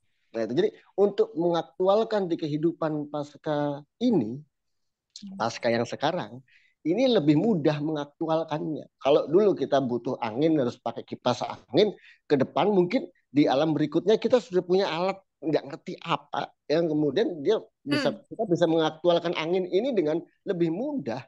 Nah, itu misal. Gitu kan langsung adem. Kita hari ini kita ke Jakarta pakai bis gitu ya, pakai pesawat gitu. Di kehidupan berikutnya udah harus pakai bis, pakai pesawat lagi gitu. Nggak perlu kereta cepat ke Bandung ya. Tapi udah lebih luar biasa gitu. Mungkin perjalanan kita sudah lintas dimensi, mungkin perjalanan kita sudah lintas ruang waktu yang artinya ada kehidupan lagi. Nah, untuk menggapai di jenjang itulah kita butuh putaran-putaran kehidupan terus-menerus tadi itu gitu. Kita mau ajak terus terjebak di sini terus atau masih mau melanjutkan lagi yang gerak-gerak tadi itu ya Mbak, singularitas itu, gerak substansial itu tadi gitu loh. Dan di setiap lininya itu ada gerak substansinya. Aku sih ngelihatnya gitu. Itu sih. Makasih, itu pandangan. Terima kasih. Itu. Makasih. Waalaikumsalam, Abe. Ya. Oke, saatnya sudah mau selesai. Kalau masih ada satu lagi nggak apa-apa.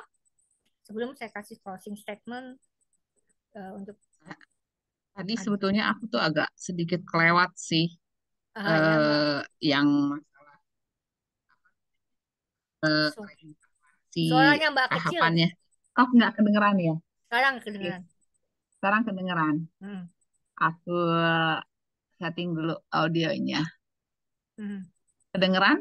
Iya, kedengeran. Oke. Nih, saya tuh bingung ya. Kan kalau misalnya berkaitan dengan konsepnya yang saya tahu, misalnya Buddha lah, reinkarnasi, bahwa orang tuh kan masuk dalam putaran kehidupan kembali itu untuk belajar, untuk bisa saja sih jatuh lagi. Tapi kan sebetulnya ada memori-memori yang di masa lalu yang dia sudah pelajari, makanya itu juga yang menjelaskan kenapa ada orang masih 4 tahun, 5 tahun udah canggih main piano gitu kan ya. Nah, sekarang yang satu hal yang aku suka bingung terkait dengan memori kebaikan gitu ya. Memori tentang bagaimana orang menerima sebuah konsep-konsep kehidupan yang mungkin lebih bisa membawa dia pada ketenangan, penerimaan seperti itu. Kenapa? Yang aku bingung kenapa ya kok kalau reinkarnasi ada misalnya kenyataannya dari waktu ke waktu kenapa orang yang membagongkan itu istilah saya ya kok nggak berkurang-kurang gitu. Iya. Oke, Mbak. Makasih. Ada lagi? Udah. Itu aja. Iya, itu aja. Kok Oke. nggak belajar-belajar gitu loh. Oke, terima kasih, Mbak. Jadi pertanyaan Mbak itu sekaligus akan saya tutup sambil saya mengkomentari asli ya. Jadi pembahasan kita mengenai kenapa kita tidak ingat masa lalu kita kalau memang ada konsep reinkarnasi dan apakah konsep reinkarnasi yang setidaknya ditemukan oleh nafsiologi di dalam kitab The Bill of NI dari Alkitab dan Al-Quran itu apakah sama dengan konsep yang mainstream kita kenal dari Buddhisme kah, Hinduisme kah, atau mungkin dari masyarakat adat-adat yang lain gitu kan. Itu akan kita bahas di kelas yang berikutnya karena kita akan meletakkan dulu fondasi kita adalah inkarnasi itu apa dulu. Materialisasi jiwa, nafs dan roh itu apa dulu gitu. Baru kita akan membahas tentang kembali munculnya nafs atau jiwa yang sama. Nah, untuk itu membahas yang Mbak bingungkan, yang Mbak Gita bingungkan, mungkin saya bisa kasih satu hint ya. Bisa jadi orang-orang yang banyak sekali di dunia saat ini yang membanggongkan atau yang on banget, nggak bisa dibilangin ngeyel gitu kan. Bisa jadi mereka adalah baru pertama kali jadi manusia. Bisa jadi loh. Ini ada satu pandangan yang seperti itu. Jadi kita harus memiliki juga satu empati atau setidaknya simpati kepada mereka. Ya, mungkin mereka baru pertama kali terakhir dari ikan dan burung atau terakhir dari kucing gitu kan. Jangan tahu gitu kan. Kalau itu ada pandangan seperti itu. Jadi begitu. Itu mungkin hints dari saya, Mbak. Tapi itu ada satu pandangan seperti itu. Mungkin ada pandangan yang lain adalah bahwa manusia-manusia yang seperti itu, ya, dia memang tidak menyadari, dia tidak mengambil kesempatan adanya kehendak bebas di dalam dirinya untuk mengenali tujuan dia hidup sebagai manusia itu apa. Tapi kalau kita percaya pada konsep reinkarnasi, umumnya kalau di dalam ini jadi saya bocorin ya, umumnya kalau di Buddhisme itu kan seperti yang tadi Mbak ceritakan itu umumnya, tapi saya nggak tahu apakah ada yang lain ya, saya belum melihat yang lain. Dan karena yang kita bahas kali ini kan bukan Buddhisme saya bukan orang Buddhis gitu kan, walaupun saya belajar itu Buddhisme. Ada bedanya dengan kecenderungan yang ada di dalam tradisi-tradisi Abrahamic faith yang natural, yang percaya pada reinkarnasi. Kenapa ada kelahiran kembali? Itu mirip yang dikatakan oleh Abe tadi, bahwa kita itu seharusnya ketika kita udah kompleks jadi manusia itu kita akan terus menjadi semakin sempurna, semakin baik. Nah, tapi makanya tadi di hari yang ke-6 tiba-tiba di hari ke-7 berhenti. Semua harus berhenti. Berhenti itu seperti mati mungkin atau seperti apa. Maksudnya berarti kalau udah sampai di tahap yang sempurna itu, nanti akan entah bagaimana caranya ada yang namanya kemunduran, kemerosotan. Orang tua, orang kita seri, kalau teman-teman melihat posting yang terakhir saya, melihat ibu saya tidak bisa bicara, sudah sangat sepuh, jadi dia tiba-tiba masuk juga gitu kan. Ketika saya melihat dia, saya menyadari bahwa itulah contoh ibu saya yang dulu begitu cantik, begitu perkasa melakukan semua pekerjaan rumah tangga. Tiba-tiba semuanya sekarang orang lain yang harus melakukan dia.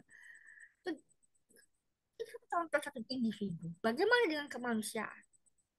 Maka mungkin ini banyak yang lain yang selain yang tadi ya, yang itu ya Mbak ya. Banyak manusia yang jahat karena memang kemanusiaan itu sedang menuju puncaknya. Ketika sudah sampai puncaknya, maka ada yang akan semakin jahatnya nggak karu-karuan, gobloknya nggak karu-karuan. Karena udah merasa udah pintar, disitulah awal kemunduran. Kok bisa kok gobloknya nggak karu-karuan? Gini aja, sekarang anak-anak kita belajar itu dari Google. Siapakah Pangeran Diponegoro? Dia tinggal buka Google. Coba dulu zaman kita. Siapakah gubernur Hindia Belanda? Nggak bisa kita Google. Kita kalau nggak tahu, kita cari dulu bukunya di perpustakaan. Kita nggak tahu bukunya apa, kita tanya kata Ahok dulu. Ya nggak? Terus, supaya kita hafal, kita tulis. Ya, kita apa kita gitu. Tapi zaman sekarang enggak. Anak-anak sudah punya banyak skill-skill yang nggak seperti kita yang mereka udah kuasai lagi. Misalnya skill menulis indah, skill bagaimana cara mengingat seperti kita dulu. Mereka punya HP, punya gadget. Itu kan memudahkan, semakin memudahkan. Bisa jadi itu malah bikin kita makin bego atau semakin lemah gitu, atau malah semakin jahat. Kalau kita nggak punya gadget, kita masa tergantung, gue nggak bisa ngapa-ngapain, kita jadi jahat. Jangan yang lain ya.